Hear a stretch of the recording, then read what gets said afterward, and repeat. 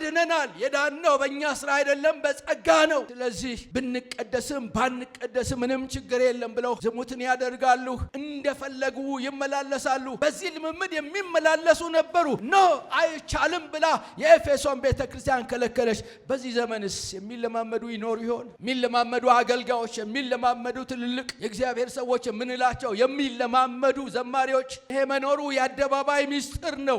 በእንደዚህ አይነት ምልልስ መጀመሩ የአደባባይ ምስጢር ነው። ብዙ ቤተክርስቲያናት በዚህ በሞላታቸው የአደባባይ ምስጢር ነው። ስጋዊነትን መከተላቸው የአደባባይ ምስጢር ነው።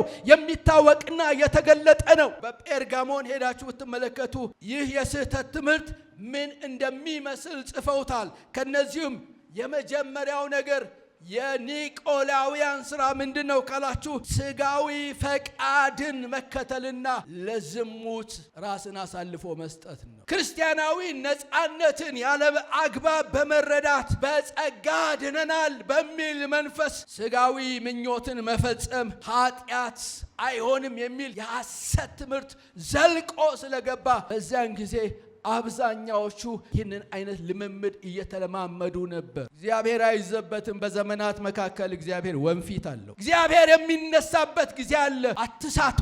እግዚአብሔር አይዘበትም። ሰው የሚዘራውን ያንኑ ምን ያደርጋል? ያጭዳልና ይላል። ጸጋው የኃጢአት መሸፈኛ አይደለም። ጸጋው ለእኔና ለእናንተ ኃጢአትን ተጸይፈን እንድንኖር የሚያስችለን የመለኮት ብርታት ነው።